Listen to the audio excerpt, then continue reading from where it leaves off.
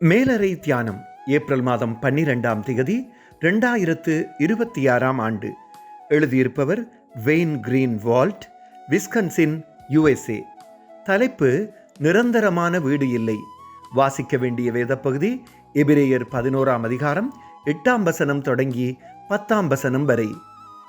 இன்றைய நாளுக்குரிய தியான வசனம் எபிரேயர் 11ஆம் அதிகாரம் 9ஆம் வசனம். விசுவாசத்தினாலே ஆபிரகாம் வாக்கு தத்தம் பண்ணப்பட்ட தேசத்திலே பரதேசியைப் போல சஞ்சரித்தான். நானும் எனது மனைவியும் ஓய்வு பெற்று விட்டதால் எமது மகள் வசிக்கும் இடத்திற்கு அண்மையில் குடியேற தீர்மானித்தோம். பார ஊர்தியில் பொருட்களை ஏற்றிக் கொண்டிருந்த நேரத்தில் கடந்த 50 வருடங்களுக்குள் நாங்கள் 4 மாகாணங்களுக்குள்ளும் 6 வீடுகளுக்கு மாறியிருக்கிறோம் என்பதை நினைத்தேன். இடம் மாறுவது சில சமயங்களில் சில 100 மைல்கள் கடினமாக இருந்தாலும் அந்தந்த சமூகங்களுடன் இணக்கமாக வாழ்ந்தோம். அந்த மாற்றங்கள் ஊழியத்தின் நிமித்தம் கடவுளால் ஏற்படுத்தப்பட்டவை.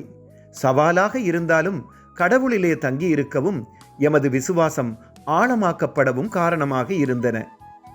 கிறிஸ்தவர்களாகி எமக்கு இவ்வுலகில் நிரந்தரமான வீடு இல்லை. வம்சத் தலைவரான ஆபிரகாமை நினைத்து பார்க்கிறேன்.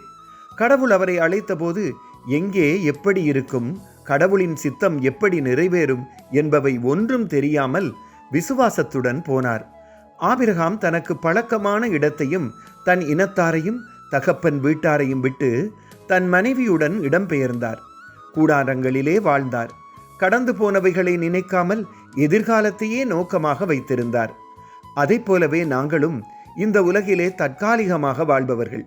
எமது எதிர்காலத்திற்காக வைக்கப்பட்டிருக்கும் பரலோக வீட்டிற்காக நம்பிக்கையுடன் முன் செல்வோம். ஜெபம். அன்பான தகப்பனே, முன் செல்வதற்கு ஆபிரகாமுக்கு இருந்த விசுவாசம் போல எம்மையும் விசுவாசத்தால் நிரப்புங்கள்.